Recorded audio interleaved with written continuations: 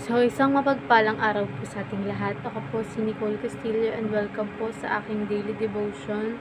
So, ang topic po natin ngayon is incorruptible. So, incorruptible refers to the nature of God and the future resurrections bodies of believers.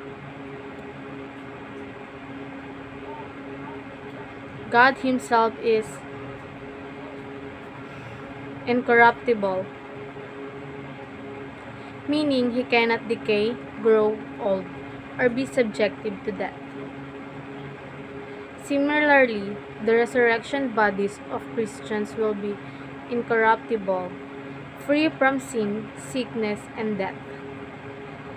The promise of incorruptibility reminds us that our hope in Christ is secure and eternal. As we await our glorified bodies, we can be confident that God, in His perfection, will make all things new and restore what once broken.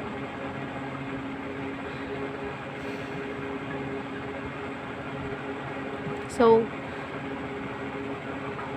dumako naman tayo sa Hebrews chapter 2 verse 14 to 15. Sinasabi dito na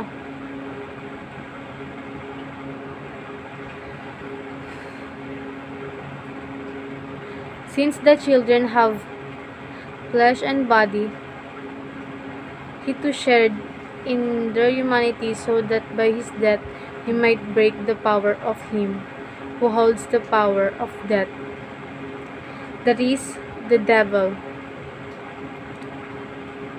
and free those who all their lives were held in slavery by their fear of death. So, dumako naman tayo sa ating katuruan. Death is just a door to meet Jesus. So, ang kamatayan daw po ay pinto upang ma-meet natin si Jesus. Kumbaga, ang kamatayan is hindi lang tayo basta mamatay. Ito yung makakasama na natin si Jesus na walang hanggan. Kumbaga, meron na tayong eternal life na sinasabi.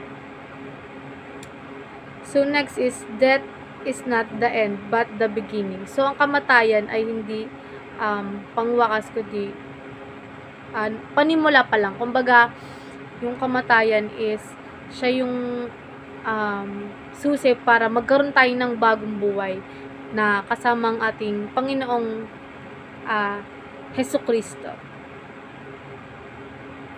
Or ang ating Panginoong Diyos. So, kumbaga, yung kamatayan is hindi siya dapat katakutan. So, next is, death has been defeated by the life of Christ.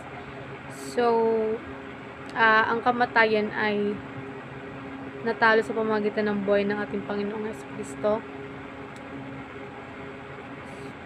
So, dahil sa ating Panginoong Jesucristo, meron na tayong eternal life. So, next sa applications is, accept death as a doorway to another life. So, tanggapin natin ang kamatayan is way siya para makatawid tayo sa kabilang buhay. So, next is, be fearless from now on. So, dapat ngayon, wala tayo dapat katukutan. Hindi tayo takot dapat mamatay dahil meron na tayong eternal life sa Panginoong Kristo. And celebrate the victorious life of Christ in us. So, ayun lang po. Maraming salamat.